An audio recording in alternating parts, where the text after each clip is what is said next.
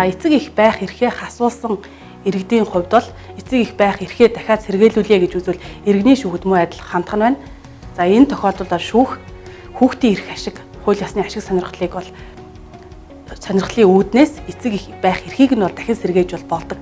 Гэхдээ дараах тохиолдлууд бол эцэг их байх эрхийг бол сэргээхгүй гэж болдог. За үүнд бол нэгдүгээрт хүүхэд өршлөгдсөн тохиолдолд эцэг их байх эрхийг бол сэргээнэ гэсэн ойлголт бол яригдахгүй. За мөн хүүхдийн 7 нас хүрсэн хүүхдийн тухайд бол түүний эрх, хууль ёсны ашиг сонирхол ноцтой хохирол учруулж болзошгүй гэж үзсэн тохиолдолд 7 настай хүүхдийн өөрийнх нь санал хүсэлтийг хүлээж санал хүсэлтийн үндсэн дээр шүүх бол эцэг их байх эрхийг бол сэргээхгүй байж болдог. Ийм бол хуулийн зохицуултыг бол хуулинд зааж зохицуулж өгсөн байдаг юм аа.